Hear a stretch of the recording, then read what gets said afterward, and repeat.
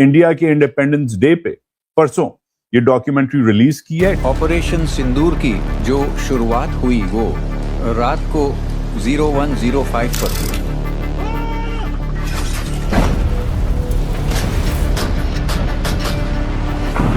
मतलब लगता है इन्होंने धुरंधर के रिकॉर्ड तोड़ने हैं, मगर धुरंधर फिक्शन है, ये फिक्शन नहीं है, ये सच बकौल हिंदुस्तान के है।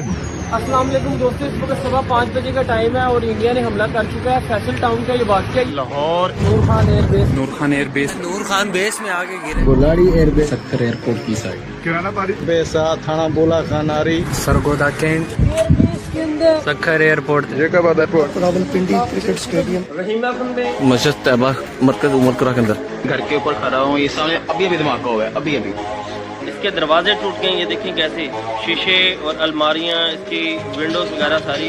और ये रनवे को बहुत ज़्यादा नुकसान पहुंचा है। भाईजान अल्लाह माफ़ करे, लाहौर इस वक्त शदीद अटैक में है। पाकिस्तान की मीडिया बिल्कुल झूठ बोल रही है। ये देखें जगह जगह मिसाइल गिर रहे हैं। The premise is set, जमीन में हो, आसमान में हो, पाताल में हो, जहाँ भी, we will go after them. General Qasif Abdullah, the Pakistan DGMO, started, but it didn't take him much time to cut straight to the fact that they wanted a ceasefire. In fact, he suggested to me that, sir, having hit so many BrahMos missiles at us, you should now be satisfied. And we can bring this to a stop. Bharat ने एक नई documentary बनाई है और वो documentary बनाई है जनाब कि पाकिस्तान जो है उसने पिछले साल मई के अंदर इंडिया से भीख मांगी अमन के लिए। हेलो फ्रेंड, जय हिंद। हिंदुस्तान स्पेशल न्यूज में आपका स्वागत है। जैसा कि दोस्तों आपने क्लिप में देखा, ऑपरेशन सिंदूर पर बनी भारतीय डॉक्यूमेंट्री को देखकर पाकिस्तानियों को मिर्ची लगी है। 22 अप्रैल 2025 को जम्मू कश्मीर के पहलगाम में हुए आतंकी हमले में 26 लोगों की मौत हो गई थी। इसके बाद भारत ने पाकिस्तान और पाकिस्तान के कब्जे वाले जम्मू कश्मीर में आतंकवादी ढांचे के खिलाफ ऑपरेशन सिंदूर शुरू किया था। 7 मई 2025 को भारतीय सशस्त्र बलों ने इस अभियान के तहत कुल 9 आतंकी ठिकानों को सटीक हमलों में निशाना बनाया था। इसी पर अब डिस्कवरी पर 2 पार्ट वाली डॉक्यूमेंट्री डिक्लासिफाइड ऑपरेशन सिंदूर आई है, जिस पर पाकिस्तानी सेना के media wing inter services public relations DGISPR को मिर्ची लग गई, क्योंकि इस डॉक्यूमेंट्री ने पाकिस्तान के संघर्ष के बाद के नैरेटिव की बुरी तरह से पोल खोल दी है। पाकिस्तान अब तक जो फर्जी दावे करता आया था, डॉक्यूमेंट्री उससे उलट सच और सैटेलाइट इमेज युद्ध रिकॉर्ड के जरिए दिखा रही है। इसके काउंटर में पाकिस्तान के पास दिखाने के लिए कोई ऑफिशियल डॉक्यूमेंट नहीं है। ऐसे में वो बौखला कर डॉक्यूमेंट्री की विश्वसनीयता पर सवालिया निशान उठा रहा है। अगर चैनल पर नए हैं तो प्लीज चैनल को सब्सक्राइब कर लें और वीडियो को लाइक करके कमेंट में अपनी राय जरूर लिखें। सुनिए। In the morning, I got a message from the Pakistan DGMO.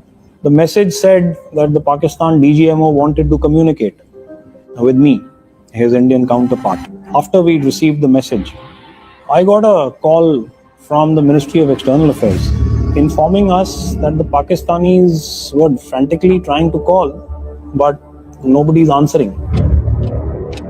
And I eventually spoke to him at 3:30 in the afternoon.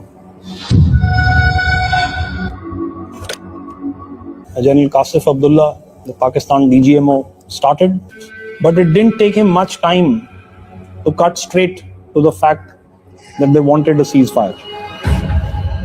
In fact, he suggested to me that, sir, having hit so many BrahMos missiles at us, you should now be satisfied and we can bring this to a stop. So once they asked and they repeatedly asked us, that is बहुत हो गया, आपने बहुत damage कर दिया, ceasefire कर दीजिए. We conceded to that request. We were also very clear. That is, we don't have to linger at all. We spoke at 3:30 and the conversation must have lasted a little less than half an hour. And we both agreed that starting 5:30 in the evening, we would cease hostilities.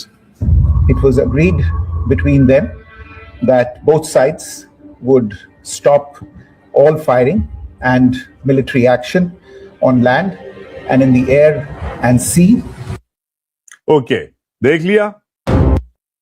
अब ये Indian DGMO एक discovery channel की documentary पे, discovery channel Indian नहीं है, discovery plus, मगर इन्होंने India के इंडिपेंडेंस डे पे परसों ये डॉक्यूमेंट्री रिलीज की है। डिस्कवरी प्लस और जियो ٹی وی پہ, ہمارا جیو ٹی وی نہیں, even though sometimes acts like an Indian channel, ان کا جیو ٹی وی پہ جو ان کا اسٹریمر چینل ہے اس پہ انہوں نے لانچ کیا. ٹھیک ہے, ڈاکیومنٹری بغیر انڈین گورنمنٹ کی ایکسس کے, آپ کو پتا ہے, آپ دیکھ سکتے ہیں کہ بغیر انڈین گورنمنٹ کی اپروول کے, ایکسس کے, مطلب آپ دھندناتے ہوئے, آپ ایون دو آپ ڈسکوری پرائیویٹ چینل ہے, آپ دھندناتے ہوئے راجیو گھائے کے دفتر میں نہیں جا سکتے, آپ دھندناتے ہوئے اجے دوول کے دفتر میں نہیں جا سکتے. ٹھیک ہے, تو آپ obviously اگر اجے دوول آپ سے بات کر رہا ہے اس ڈاکیومنٹری میں, آپ سے گپ لگا رہا ہے, انڈیا کا نیشنل سیکورٹی ایڈوائزر, تو یہ اسٹیٹ اسپانسرڈ ڈاکیومنٹری ہے. تو اس وقت جو لوگ اس وقت میرے تنقید کر رہے ہیں کہ یہ ڈسکوری انڈین نہیں ہے, ڈسکوری ڈیفینیٹلی انڈین ہے,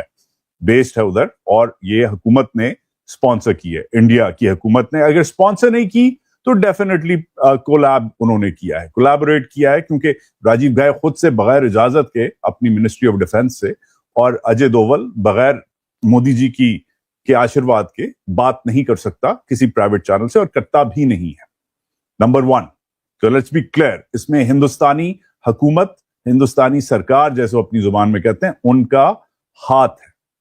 نمبر 1. نمبر 2, یہ کیا کہہ رہا ہے؟ یہ کہہ رہا ہے کہ ایک جنرل, ایک 3 اسٹار جنرل انڈیپینڈنٹلی ڈیسائیڈ کر سکتا ہے کہ دنیا کی جو دوسری بڑی فوج ہے اور دنیا کی جو 5ویں بڑی فوج ہے, دونوں جو 80 سال سے جنگیں لڑ رہی ہیں, دونوں جن کے پاس نیوکلیر ویپن ہے, وہ ایک بندہ کیونکہ اس کا فون نہیں اٹھا رہا ایکسٹرنل افیئرز منسٹری میں کوئی, تو وہ سیز فائر خود ہی کر دیتا ہے. اچھا, اور ہم پہ کرپا کرتا ہے یہ بھگوان, کیونکہ پاکستانی بقول اس کے اسے کہہ رہے ہیں کہ بھائی پلیز. 3:30 بجے پاکستانی کا فون آتا ہے ڈی جی ایم او کا, بقول اس کے 5:30 بجے بغیر کسی سے بات کیے, کیونکہ کوئی فون نہیں اٹھا رہا, یہ خود ہی آپ نے سنا, ہندوستان کا ایک جرنیل, ٹھیک ہے 3 اسٹار جرنیل ہے مگر ہندوستان کا جرنیل ہی ہے وہ, 3 star general by the way 20ویں grade کا افسر ہوتا ہے, اس نے جنگ ختم کر دی جی جو نیوکلیر ہونے والی تھی. یہ ان کا کلیم ہے. کیوں؟ کیونکہ پاکستانی کہہ رہا تھا جی بس ہو گئی ہے.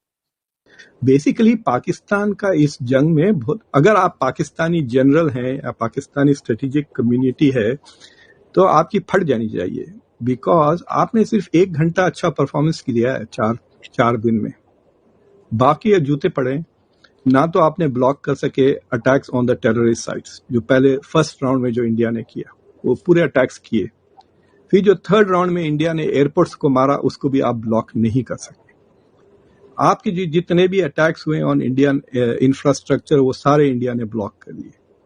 سو Pakistan didn't do well in this battle. جو انڈیا نے جو ہم پہ حملہ کیا ہے 24 میزائل مارے ہیں, اگر یہ 24 کے 24 انڈیا ٹیکٹیکل نیوکلیئر وار ہیڈز کے ساتھ ڈال دیتا تو پاکستان تو راک کا ڈھیر بن چکا ہوتا. 24 ٹیکٹیکل نیوکلیئر ویپنز کا مطلب ہے کہ تباہی پنجاب سے لے کر آزاد کشمیر کے علاقوں سے, مطلب کہاں تباہی خدا نہ خواستہ ہونی تھی.